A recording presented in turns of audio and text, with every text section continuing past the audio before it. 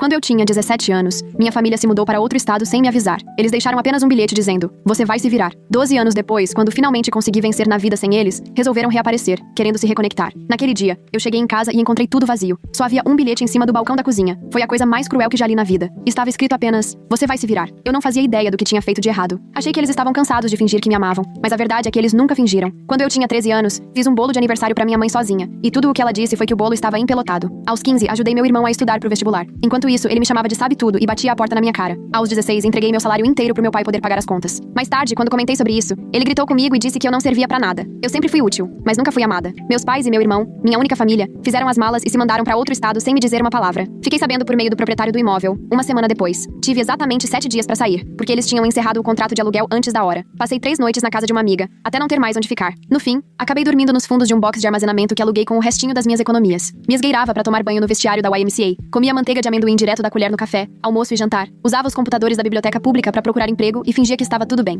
Até que consegui uma vaga como garçonete num diner, no turno da noite. O gerente era meio grosso, mas justo. Me pagava em dinheiro, por fora, até eu conseguir tirar um documento de identidade. Teve um dia em que quase desmaiei de exaustão, e ele deixou eu tirar um cochilo na sala de descanso. Eu fui me virando. Comprei um celular pré-pago, guardei todos os recibos, assisti a tutoriais gratuitos no YouTube sobre finanças e metas. No primeiro ano, eu mal sobrevivi, mas eu aguentei firme. O ponto de virada foi quando um cliente assíduo do diner me ofereceu um trabalho temporário. Organizar arquivos antigos de um escritório. Pagava 3 vezes mais que meu salário como garçonete. Aceitei na hora. Aprendi rápido. Chegava antes da hora. Fazia perguntas. Aos 22, já estava trabalhando como freelancer em tempo integral. Aos 25, abri minha própria consultoria. Só eu, uma mesinha dobrável e um notebook emprestado. Aos 27, tinha 5 prestadores de serviço trabalhando comigo, um escritório próprio e uma lista de clientes que antes eu só via em sonhos. E aos 29, me tornei oficialmente milionária. Não é aquele milionária de Instagram, que finge pra ganhar like. Era dinheiro de verdade, com conta de aposentadoria, sem dívidas, apartamento quitado e plano de saúde que eu conseguia pagar. Quando vi 7 dígitos no app do banco pela primeira vez, chorei. Durante todos esses anos difíceis, minha família nunca tentou entrar em contato. Nenhuma vez. Vi meu irmão aparecer uma vez na lista de sugestões de amizade. Hoje ele é casado. Ainda mora no estado pra onde eles sumiram. Fiquei encarando a tela por um bom tempo, me perguntando se ele contou pra esposa que eu existo, se ele disse que eu fugi, ou se simplesmente não fala nada. Às vezes ainda me pergunto se teria sido mais fácil odiá-los. Mas, pra ser sincera, nunca foi ódio. Foi coração partido. Hoje eu faço terapia porque quero continuar inteira. Tenho uma lista das pessoas que me salvaram quando não precisavam. Colegas de trabalho, de escola, desconhecidos que me mostraram o que é apoio de verdade. Semana passada, uma entrevista minha num podcast sobre rompimento familiar viralizou. Bateu 1 milhão de visualizações em 4 dias. Minha caixa de entrada se encheu de mensagens de apoio, gratidão, gente dizendo que eu dei voz à dor deles. E aí, no meio disso tudo, um e-mail se destacou. O assunto era: "Você ainda é nossa filha." Era da minha mãe, sem pedido de desculpas. Só um parágrafo dizendo que ouviu o meu lado e que talvez a gente pudesse conversar. Depois veio outro e-mail, dessa vez, do meu irmão. "Sinto sua falta. Podemos consertar isso?" Fiquei um tempão olhando pra tela antes de fechar o notebook. Sentei e fiquei me perguntando: será que curar significa olhar pra trás? Ou seguir em frente? Não respondi na hora. Precisava de tempo pra digerir tudo. Minha terapeuta, Melissa, sugeriu que eu esperasse pelo menos uma semana antes de tomar qualquer decisão. "Dá um tempo pra sentir o que vier", ela disse na sessão. "Não tem pressa pra responder." Então foi o que eu fiz. Foquei no trabalho, fui à academia, jantei com amigos. Coisas normais. Mas aqueles e-mails me assombravam. Várias vezes eu abria, lia e fechava de novo. A mensagem da minha mãe parecia fria, quase clínica, como se estivesse mandando um recado pra uma conhecida distante. A do meu irmão era mais curta, mas soava mais sincera. Não conseguia parar de pensar naquilo. 10 dias depois decidi responder ao meu irmão primeiro. Algo bem simples. Escrevi: "Faz 12 anos. O que mudou?" E mandei antes que eu pudesse pensar demais. A resposta veio em menos de 1 hora. Ele disse que o podcast fez cair a ficha. Alegou que só tinha 15 anos quando me deixaram, que não teve escolha, que sempre pensou em mim, que chegou a me procurar online algumas vezes, mas nunca teve coragem de me escrever, que ver meu sucesso o encheu de orgulho. Mas eu não engoli, não por completo. Se ele se importava tanto assim, por que só agora, depois que fiquei conhecida? Perguntei exatamente isso. O próximo e-mail veio mais longo. Ele admitiu que estavam com dificuldades financeiras, que o negócio dos meus pais tinha falido, que a esposa dele estava grávida do 2º filho, que as dívidas médicas estavam se acumulando. Senti um gelo no estômago. Ali estava o verdadeiro motivo. Demorei mais uma semana pra responder. Então minha mãe mandou outro e-mail, dessa vez com fotos antigas da família. Imagens de quando eu era bebê, fotos nossas na praia. Eu devia ter uns 5 ou 6 anos. Fotos minhas e do Michael fazendo um boneco de neve. Momentos felizes que pareciam ter acontecido com outra pessoa. No fim do e-mail ela escreveu: "Cometemos erros. Queremos consertar." Mostrei os e-mails pra Melissa na sessão seguinte. Ela me lembrou que eu estava no controle, que podia impor limites, que não devia nada a eles. Mas também disse que talvez o fechamento me ajudasse a seguir em frente. Seja perdoando, seja dizendo adeus de vez. Assenti com a cabeça, mas por dentro estava dividida. Parte de mim queria mandar eles se danarem. Outra parte queria entender por que me deixaram. E uma partezinha idiota ainda queria ser amada por eles. Decidi encontrar meu irmão primeiro. Só ele. Sem os meus pais. Combinamos de nos ver numa cafeteria em Chicago, que ficava no meio do caminho entre nós dois. Peguei um voo de manhã cedo. Me hospedei num hotel e tentei acalmar os nervos. Quase cancelei 3 vezes. Mas às 2 da tarde, entrei naquela cafeteria e o vi logo de cara. Estava mais velho, mais cheinho, começando a ficar careca. Mas os olhos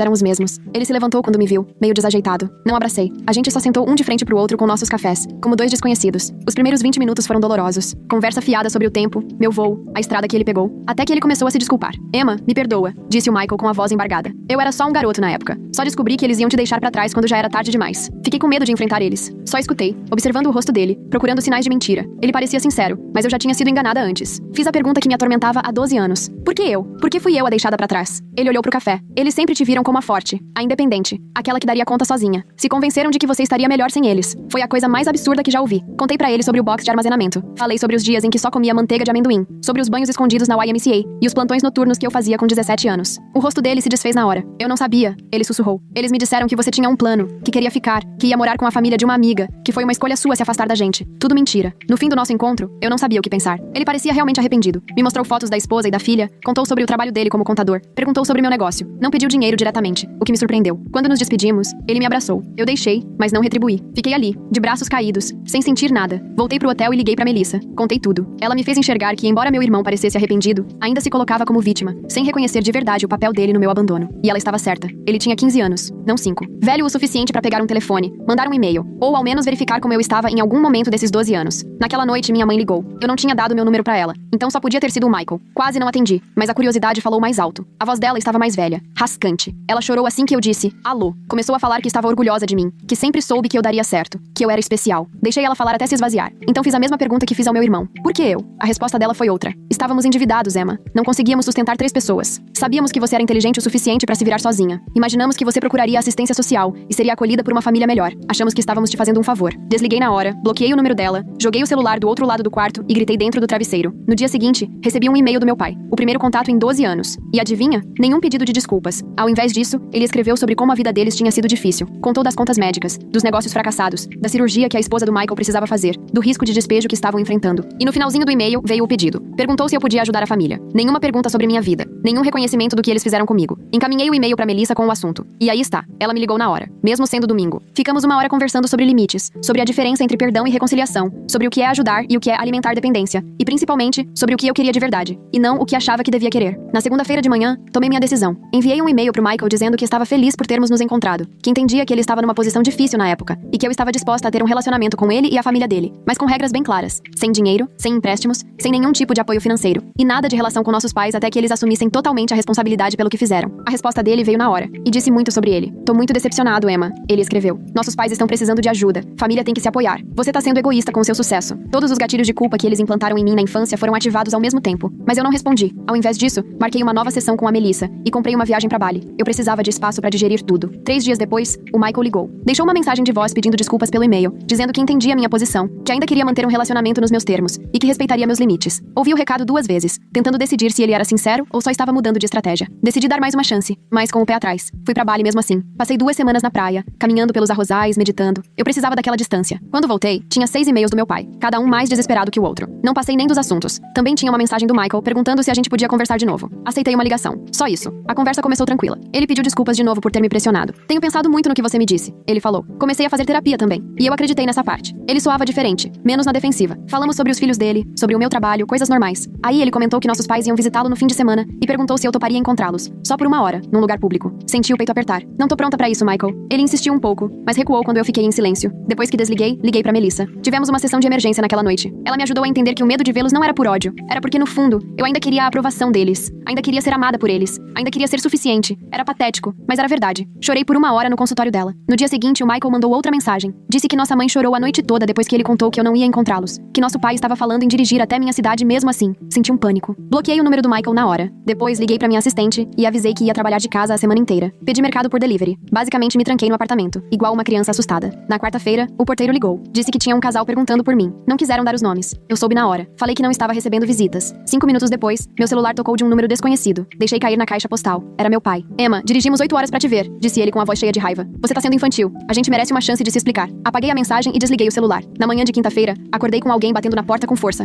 Congelei na cama, o coração disparado. Olhei pelo olho mágico. Eram eles, meus pais, parados no corredor como se tivessem algum direito de estar ali. Emma, por favor. A voz da minha mãe veio abafada pela porta. A gente só quer conversar. Nós sabemos que você tá aí. E meu pai completou. A gente te ama. Desculpa. Eu não abri a porta. Sentei no chão, encostada na parede, tremendo. Depois de um tempo, eles foram embora. Liguei pra segurança do prédio imediatamente. noite. Pedi pra não deixarem mais aquelas pessoas subirem. O segurança ficou preocupado, perguntou se eu queria chamar a polícia. Eu disse que não. Só pedi pra não deixarem eles entrarem mais. Depois liguei pra Melissa. Ela veio até minha casa na hora do almoço, trouxe um sanduíche e ficou sentada comigo enquanto eu chorava. Disse que eu tinha todo o direito de impor meus limites, que eu não devia nada a eles, que o que estavam fazendo era assédio, não reconciliação. Quando ela foi embora, recebi mais uma mensagem do Michael. Ele estava furioso. Disse que eu tinha humilhado nossos pais, que eles estavam hospedados num motel barato que não podiam pagar, só pra tentar me ver, que a esposa dele precisava de cirurgia no mês seguinte e que eles esperavam que eu ajudasse. Disse que eu estava sendo cruel. Eu não respondi. Na sexta de manhã, decidi que precisava sair da cidade por um tempo. Comprei uma passagem pra visitar minha amiga Rachel em Portland. Ela foi uma das poucas pessoas que me ajudaram quando eu não tinha onde ficar. Me deixou dormir no sofá dela por uma semana, quando o mundo inteiro parecia ter virado as costas pra mim. Eu confiava nela de olhos fechados. Estava jogando roupas na mala quando meu celular tocou. Número desconhecido de novo. Ignorei. 10 minutos depois, o porteiro me ligou. Disse que tinha uma mulher lá embaixo passando mal. Parecia estar tendo uma crise de saúde. Disse que ela estava perguntando por mim pelo nome, afirmando ser minha mãe. Me deu um embrulho no estômago. Pedi pra ele chamar uma ambulância se fosse necessário, mas avisei que eu não desceria. Ele parecia desconfortável, mas concordou. Terminei de arrumar as coisas e desci uma hora depois. Olhei com cuidado antes de entrar no saguão. Não vi sinal deles. Senti um alívio enorme, mas também uma culpa estranha. O porteiro me lançou um olhar esquisito quando passei. Disse que a ambulância tinha vindo, que a mulher estava com dores no peito e que a tinham levado pro hospital memorial. Assenti com a cabeça e corri pro Uber que já me esperava. No aeroporto, recebi outra ligação do Michael. Quase não atendi, mas alguma coisa me fez atender. Mãe teve um infarto. Ele chorava. Ela tá na sala de cirurgia. Isso é culpa sua por estressar ela. Desliguei na cara dele. Liguei pra Melissa em seguida. Contei o que tinha acontecido, perguntei se eu era uma pessoa horrível. Emma, presta atenção. Ela disse com firmeza. Você não é responsável pela saúde da sua mãe. Isso parece mais uma tentativa de manipulação. Embarca nesse avião e cuida de você. E foi o que eu fiz. Passei o fim de semana com a Rachel. Contei tudo. Ela lembrava bem da época em que minha família me abandonou. Lembrava o quanto eu tinha ficado despedaçada. Ficou furiosa por mim. Eles não merecem nenhum minuto do seu tempo, ela disse, me servindo mais uma taça de vinho. Não depois do que fizeram com você. Foi reconfortante ter alguém 100% do meu lado. No domingo à noite, recebi um e-mail do meu pai. Minha mãe estava estável. Tinha colocado um stent. Receberia alta na terça. O e-mail terminava com: ela tá perguntando por você. Já não acha que nos puniu o suficiente? Mostrei pra Rachel. Ela revirou os olhos com tanta força que achei que iam ficar presos. Me disse que aquilo era chantagem emocional de manual. E eu sabia que ela estava certa, mas uma parte de mim ainda se sentia culpada. Voltei pra casa na segunda. Encontrei um buquê de flores deixado na porta do meu apartamento. O cartão dizia: por favor, nos ligue. Estamos no Holiday Inn até quarta. Sem desculpas. Sem respeito aos meus limites. Apenas mais uma exigência. Joguei as flores direto no lixo. Na terça de manhã recebi uma mensagem de número desconhecido. Era uma foto da minha mãe numa cama de hospital, pálida e frágil. A mensagem dizia: talvez ela não tenha muito tempo. Tem certeza de que quer viver com esse arrependimento? Bloqueei o número. Liguei pra Melissa. Ela sugeriu que eu me afastasse das redes sociais, trocasse de número. Talvez até fosse melhor me hospedar com uma amiga por uns tempos. Concordei. Liguei pra minha assistente e avisei que trabalharia de forma remota pelas próximas 2 semanas. Comecei a arrumar outra mala. Antes de sair, o porteiro ligou de novo. Disse que havia uma jovem lá embaixo perguntando por mim. Disse que ela estava com uma criança pequena, que se identificou como minha cunhada. Me senti encurralada. Essas pessoas não iam parar. Pedi ao porteiro que a deixasse subir. Decidi encarar isso de frente. A mulher que bateu na minha porta parecia esgotada. Olheiras profundas. Trazia uma criança dormindo no colo, apoiada no ombro. Sou a Jenny, disse baixinho. Esposa do Michael. Vim sozinha porque queria conversar com você sem esse drama todo da família. Deixei ela entrar, meio a contragosto. Ofereci água. Ela aceitou com gratidão. Jenny acomodou a criança no meu sofá, cobriu com uma mantinha, depois se sentou à mesa da cozinha e começou a falar. Só descobri sobre você há uns 3 anos, confessou. O Michael me contou que você tinha fugido aos 17, que tinha cortado contato com a família. Sempre achei estranho, mas nunca insisti. Quando ouvi seu podcast foi um choque. Confrontei ele, e aí ele finalmente contou a verdade. Eu só escutava, sem saber mais no que acreditar.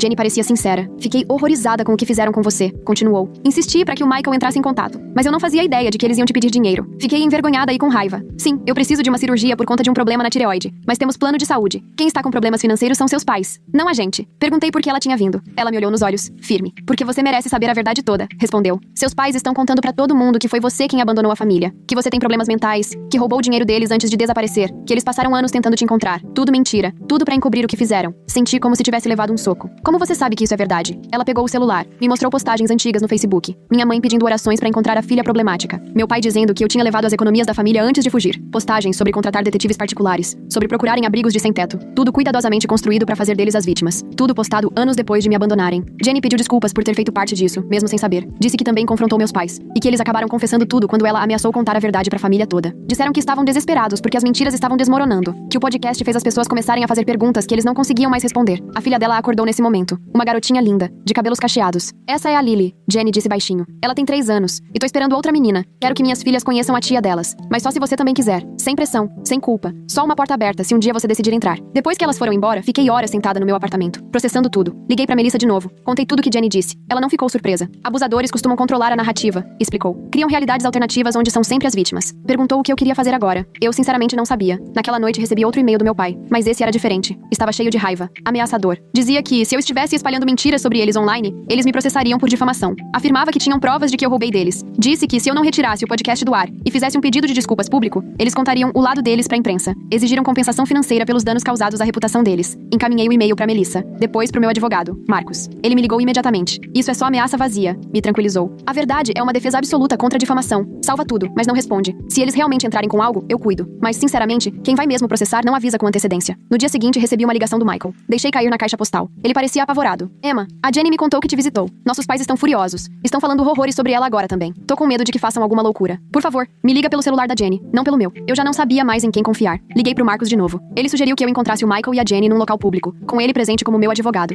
só pra ouvir o que tinham a dizer. Concordei, meio a contragosto. Marcamos num restaurante perto do escritório do Marcos pro dia seguinte. Eles chegaram no horário. Os dois pareciam péssimos, estressados, exaustos. Jenny tinha um hematoma no braço que tentava esconder. Michael não conseguia nem me encarar. Sou Marcos, advogado da Emma. Ele disse assim que sentamos, e viu Michael se encolher na cadeira. Mas todos sentamos, pedimos café, e eles começaram a falar. E o que veio à tona era pior do que eu imaginava. Meus pais estavam vivendo às custas do Michael há anos. Entravam e saíam da casa dele, pedindo dinheiro em emergências, cuidando das crianças enquanto criticavam cada decisão dele como pai. Quando Jenny confrontou ele sobre mim, meu pai agarrou o braço dela com tanta força que deixou marcas. Michael expulsou os dois de casa. Desde então, eles estavam hospedados num motel barato, ligando sem parar, aparecendo no trabalho dele. Fiquei ouvindo em silêncio, vendo meu irmão desabar ao contar como nossos pais controlaram a vida dele inteira, como o convenceram de que eu tinha os abandonado, como ele teve medo demais pra questionar a versão deles, como ficou preso na teia de manipulações e mentiras durante 12 anos, como estava apavorado de que fizessem mal a Jenny ou às crianças. Marcos fez perguntas cuidadosas, sobre vínculos financeiros, escrituras, contas bancárias, se os nossos pais tinham chaves da casa. Michael respondeu tudo. Disse que eles tinham assinado o financiamento da casa junto com ele, que o pai ainda tinha acesso à conta bancária dele desde a faculdade, que tinham chaves extras da casa e sabiam todas as senhas dele. Marcos anotava tudo, de vez em quando me lançando um olhar discreto. Quando a reunião terminou, eu estava exausta, mas com a cabeça mais clara. Aquilo já não era mais só sobre mim. Michael e Jenny também eram vítimas, de outro jeito. Eu tinha escapado, mas eles ainda estavam presos. Marcos sugeriu que eles contratassem um advogado próprio. Deu o cartão de um colega, recomendou trocarem as fechaduras, senhas e bancos imediatamente. Eles assentiram, sobrecarregados, mas agradecidos. Na saída, Michael me abraçou. Dessa vez eu abracei de volta. Não era perdão, ainda não, mas era alguma coisa. Um reconhecimento de que tínhamos sido machucados pelas mesmas pessoas. Talvez pudéssemos nos ajudar a curar. Naquela noite, recebi uma sequência de mensagens completamente fora de controle dos números dos meus pais. Acusações, ameaças, tentativas de me fazer sentir culpa. Bloqueei tudo. Depois liguei pra Jenny. Perguntei se estavam seguros. Ela disse que sim. Tinham trocado as fechaduras. Passaram a noite anterior na casa de amigos. Estavam procurando uma medida protetiva. Fiquei aliviada, mas ainda preocupada. Na manhã seguinte, acordei com o celular tocando. Era Jenny, em pânico. Eles invadiram nossa casa. Ela chorava. Levaram as fotos da Lily quando bebê, documentos importantes, o notebook do Michael. Deixaram um bilhete. Assuntos de família devem ficar na família. Pedi que ela chamasse a polícia na hora. Disse que ia encontrá-los lá. Liguei pro Marcos no caminho. Quando cheguei, havia uma viatura parada em frente à casa deles. Um policial colhia depoimentos na sala. A casa estava de pernas pro ar, gavetas reviradas, papéis espalhados. Michael sentado no sofá com as mãos no rosto.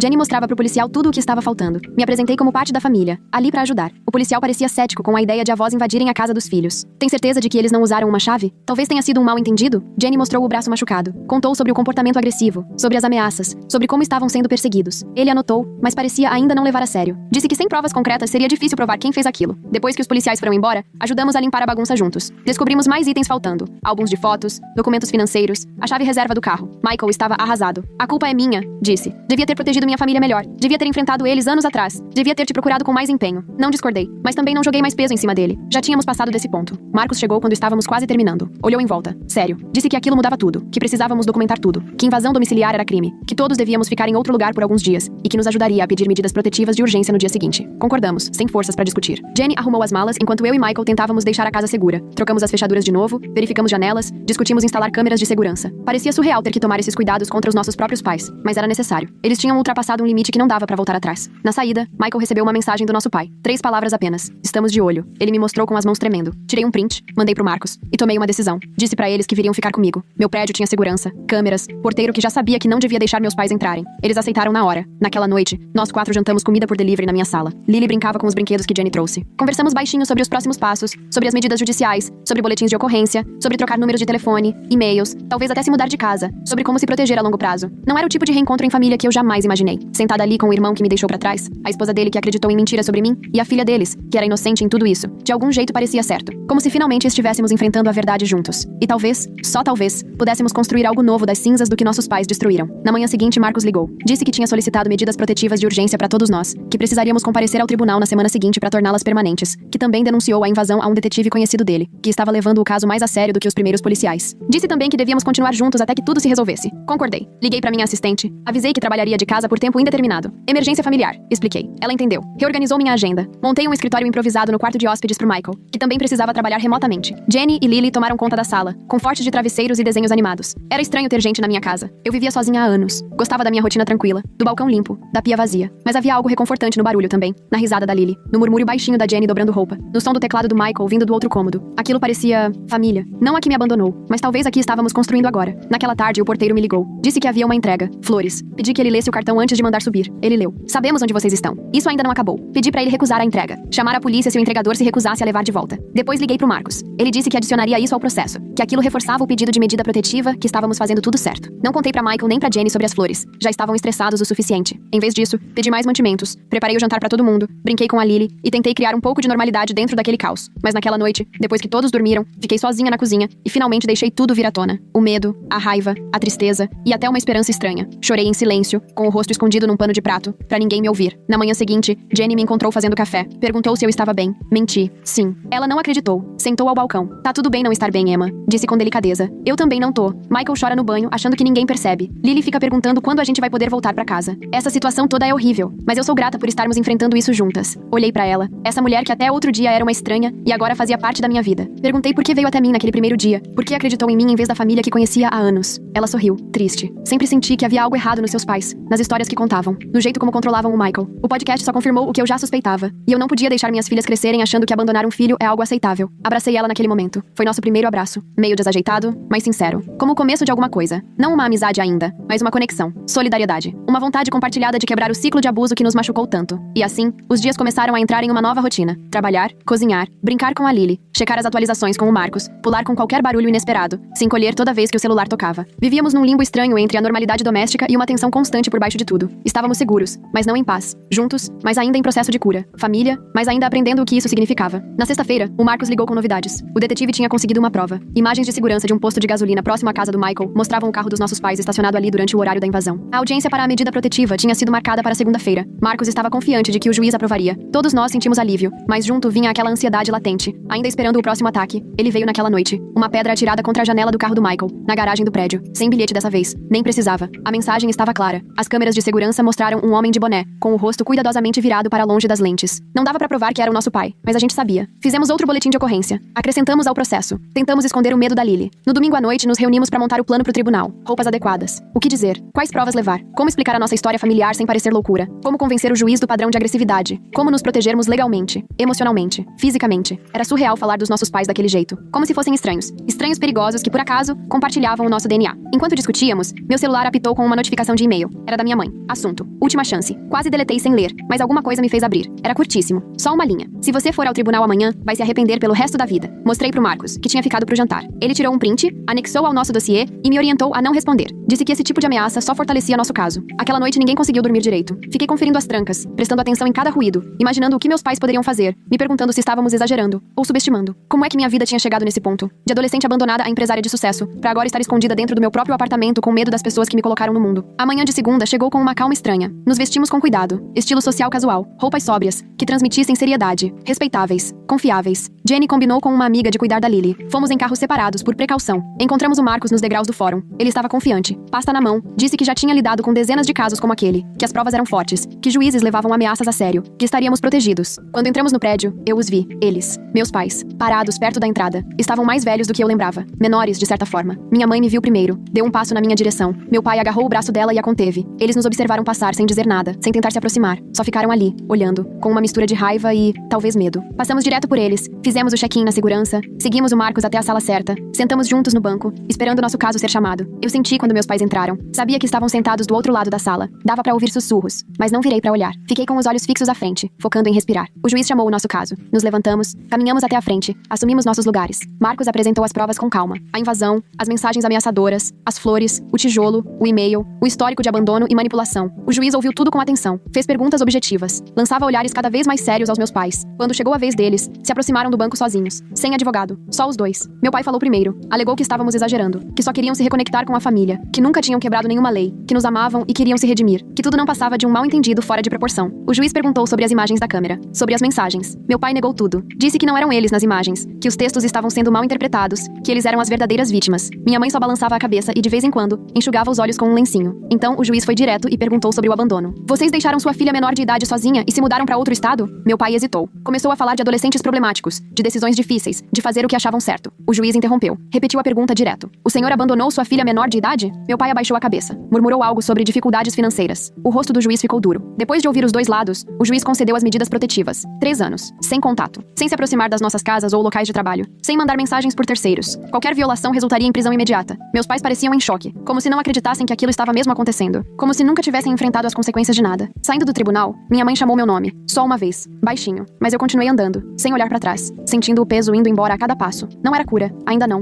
Mas era o começo. A primeira barreira real que não poderia ser cruzada sem consequências graves. Lá fora, Marcos apertou nossas mãos, disse que fizemos um ótimo trabalho, que as ordens estavam bem fundamentadas, que era pra ligar pra ele imediatamente em caso de qualquer violação, e que estava orgulhoso de nós por termos enfrentado tudo isso. Agradecemos, atordoados, mas aliviados, como sobreviventes de um desastre natural, pisando na luz do sol depois da tempestade. Michael me abraçou nas escadarias do tribunal. Um abraço de verdade, apertado. Me desculpa, Emma, ele disse com a voz embargada. Por tudo, por não ter te protegido, por não ter te encontrado antes, por ter acreditado neles, por ter trazido esse caos de volta pra sua vida. Eu abracei ele de volta. Disse que íamos ficar bem, que agora a gente tinha um ao outro, que podíamos construir algo novo, algo melhor. Enquanto íamos pros nossos carros, meu celular vibrou. Uma mensagem de número desconhecido. Quase não olhei, mas quando olhei, senti um gelo na espinha. Era uma foto da Lily, brincando no quintal da casa da amiga, sem saber que estava sendo observada. Abaixo da foto, apenas 4 palavras. Isso ainda não acabou. Mostrei pro Michael na hora. O rosto dele ficou branco. Ligou pra Jenny, que já estava indo buscar a Lily. Disse pra nos encontrarmos no meu apartamento. Liguei pro Marcos do carro, as mãos tremendo tanto que mal conseguia segurar o celular. Ele pediu que eu encaminhasse a mensagem e voltasse pra casa direto. Disse que chamaria a polícia e nos encontraria lá, que aquilo era uma violação clara da medida protetiva, que era pra manter a calma, mas ficar alerta. O caminho de volta pareceu eterno. Fiquei checando os espelhos retrovisores, paranoica achando que meus pais estavam me seguindo. Quando finalmente estacionei na garagem do prédio, fiquei sentada por 1 minuto só respirando, tentando me recompor antes de encarar o Michael e a Jenny. Eles precisavam que eu fosse forte agora. Encontrei os dois no meu apartamento. Jenny segurava a Lily como se tivesse medo de que ela sumisse. A menina estava com o rostinho assustado. Michael andava de um lado pro outro, passando as mãos no cabelo, nervoso. Mostrei a mensagem. Jenny começou a chorar. Disse que eles estavam vigiando a filha dela. Disse que nunca se perdoaria se algo acontecesse com a Lily. Michael abraçou as duas, com uma expressão determinada que eu nunca tinha visto nele. Marcos chegou 20 minutos depois, com 2 policiais. Eles pegaram nossos depoimentos, analisaram a mensagem, fizeram algumas ligações. Disseram que iam mandar uma viatura até a casa da amiga da Lily, que tentariam rastrear o número, que aumentariam a vigilância em volta do prédio. Fizeram tudo certo, mas dava pra perceber que ainda não compreendiam totalmente o quão perigosos nossos pais eram, o quanto estavam fora de controle, e o quanto estavam desesperados. Depois que a polícia saiu, nos sentamos na sala tentando decidir os próximos passos. Jenny sugeriu se esconder num hotel com nomes falsos. Michael achava melhor irmos pra casa de um primo dele em outro estado. Eu só sentava ali, cada vez mais irritada. Isso era um absurdo. A gente fez tudo certo. Seguiu cada passo da lei. Conseguiu as medidas protetivas. E eles ainda estavam nos aterrorizando. Ainda estavam tentando controlar nossas vidas pelo medo. Levantei de repente. Cansei de fugir. Falei. Cansei de me esconder. Cansei de deixar que eles decidam como eu vivo minha vida. Já roubaram minha infância. Não vou entregar minha vida adulta também. Michael me olhou como se eu tivesse enlouquecido. E o que você pretende fazer? Eu sinceramente ainda não sabia. Mas sabia que não dava mais pra continuar daquele jeito. Naquela noite, fizemos vigília por turnos enquanto os outros dormiam. Fiquei com o primeiro turno, sentada na janela da sala, luzes apagadas, observando a rua lá embaixo. Por volta das 2 da manhã, vi um carro conhecido. O velho Buick do meu pai. Ele deu 3 voltas no quarteirão antes de estacionar do outro lado da rua. Tirei fotos com o celular, depois acordei o Michael. Assistimos juntos enquanto nosso pai ficava ali dentro do carro,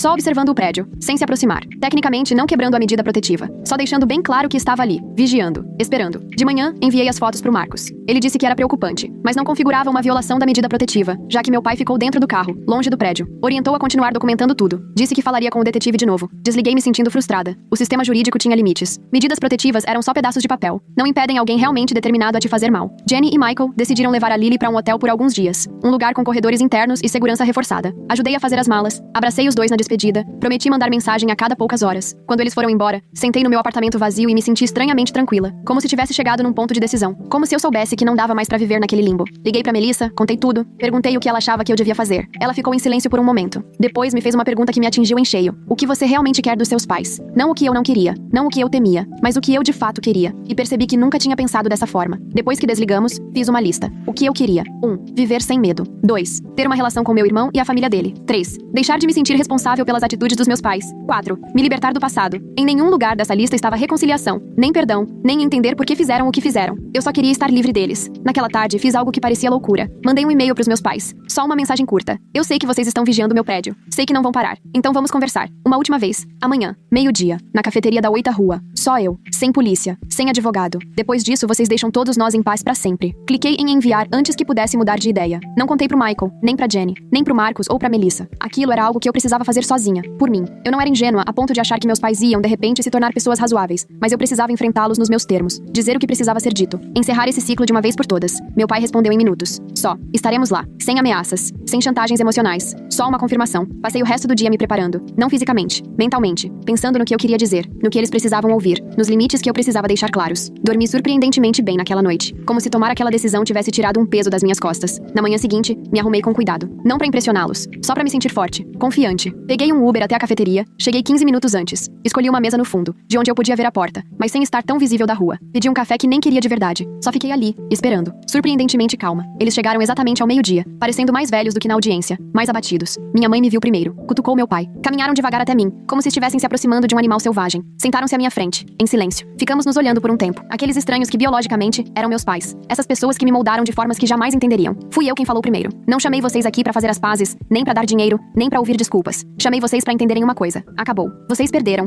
não só o processo. Perderam a mim. Perderam o Michael. Perderam os netos. Perderam qualquer chance de fazer parte das nossas vidas. E se vocês não aceitarem isso, se continuarem a nos perseguir, ameaçar, forçar a entrada de volta, eu vou destruir vocês. Meu pai tentou me interromper. Levantei a mão. Não terminei. Peguei o celular e mostrei os prints. As mensagens ameaçadoras, a foto da Lily, os e-mails. Já mandei cópias disso pra todo mundo da vida de vocês. Irmãos, igreja, vizinhos, ex-colegas, conhecidos. Ainda não, mas vou. Se entrarem em contato de novo. Se aparecerem nas nossas casas. Se mencionarem nosso nome pra qualquer pessoa que conheça a gente. Minha mãe começou a chorar. Só queremos nossa família de volta. Cometemos erros, mas merecemos outra chance. Estamos envelhecendo. Não queremos morrer sozinhos. Olhei pra ela por um bom tempo. Vocês deviam ter pensado nisso antes de abandonarem uma filha de 17 anos. Antes de mentirem pra todo mundo sobre o que fizeram. Antes de invadirem a casa do Michael. Antes de ameaçarem sua própria neta. Meu pai ficou furioso. Você é ingrata. Sempre foi difícil. Virou seu irmão contra a gente. Você nos deve por termos te criado. Eu ri. De verdade. Ri na cara dele. Você realmente acha que merece gratidão por ter feito o mínimo como pai por 17 anos e depois me abandonar completamente? Acha que sua criação foi tão incrível assim que eu deveria agradecer por ela? Ele não soube o que responder. Ficou vermelho, calado. Minha mãe continuava chorando, mas eu não sentia nada. Nem culpa, nem pena. Só uma clareza fria de que aquelas pessoas jamais iam mudar. Jamais iam assumir responsabilidade. Jamais seriam os pais que eu merecia. Me levantei. Essa é a última chance de vocês. Se violarem a medida protetiva de novo, eu não vou só chamar a polícia. Eu vou fazer questão de que o mundo todo saiba exatamente que tipo de gente vocês são. Tenho os meios pra tornar a vida de vocês bem difícil se me obrigarem. Eu não quero isso, mas vou fazer se for preciso pra proteger minha família. Minha verdadeira família. Michael, Jenny, Lily, as pessoas que eu escolhi. Enquanto eu me afastava, minha mãe gritou meu nome. Você nos odeia tanto assim?